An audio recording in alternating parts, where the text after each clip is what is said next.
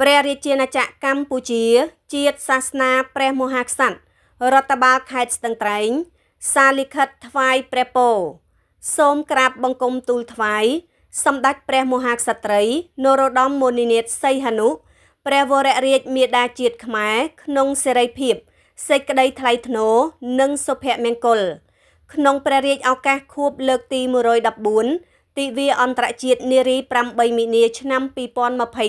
2025ទូលព្រះបង្គំយើងខ្ញុំទាំងអស់គ្នាក្នុងនាមក្រុមប្រឹក្សាខេត្តគណៈអភិបាលខេត្តមន្ត្រីរាជការគ្រប់លំដាប់ថ្នាក់កងកម្លាំងប្រដាប់អាវុធគ្រប់ប្រភេទលោកគ្រូអ្នកគ្រូនិស្សិតសិស្សានុសិស្សព្រះសង្ឃនិងប្រជាពលរដ្ឋគ្រប់ជនជាតិទូទាំងខេត្តស្ទឹងត្រែងនិងក្នុងនាមខ្លួនខ្ញុំផ្ទាល់សូមព្រះបរមរាជានុញ្ញាតលើកហាត់ប្រណម្យលំអោនកាយវាចាចិត្តក្រាបបង្គំទូលថ្វាយនៅព្រះរាជសព្វសាធុការពរជ័យសិរីមហាមង្គលប្រកបដោយព្រះមហាករុណាធិគុណថ្វាយសម្ដេចព្រះមហាក្សត្រីព្រះវររាជមាតាជាតិខ្មែរជាទីគោរពសក្ការៈដ៏ខ្ពង់ខ្ពស់បំផុតក្នុងព្រះរាជឱកាសខួបលើកទី114ទិវាអន្តរជាតិនារី8មីនាឆ្នាំ2025ទូលព្រះបង្គំយើងខ្ញុំសូមព្រះបរមរាជានុញ្ញាតលើកហាត់ប្រណម្យលំអោនកាយវាចាចិត្តក្រាបបង្គំទូលថ្វាយ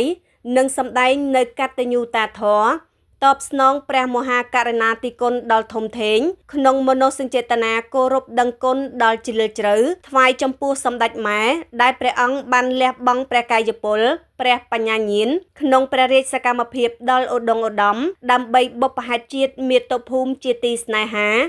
និងប្រជារាស្ត្រជាកូនចៅ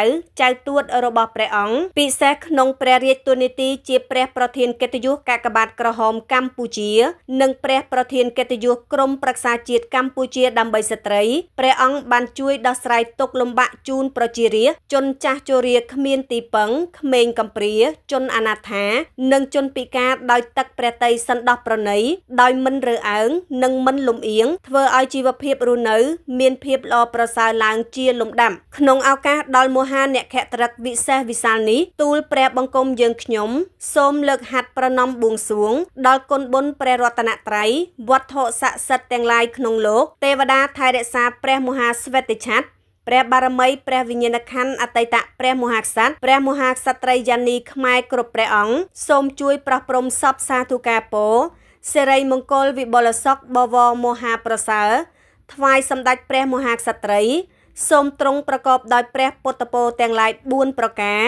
គឺអាយុវណ្ណៈសុខៈនិងពលៈកុំបីឃ្លៀងឃ្លាតឡើយសូមសម្ដេចព្រះមហាក្សត្រីទ្រង់ព្រះមេត្តាទទួលនៅគាវរៈភក្តីកតញ្ញូតាធម៌និងស្វាមីភក្តិដ៏ខ្ពង់ខ្ពស់បំផុតពីទូលព្រះបង្គំយើងខ្ញុំទាំងអស់គ្នាថ្ងៃពុធ7កើតខែផលគុណឆ្នាំរោងឆស័កពុទ្ធសករាជ2568សូមក្រាបបង្គំទូលថ្វាយនៅខេត្តស្ទឹងត្រែងថ្ងៃទី5ខែមីនាឆ្នាំ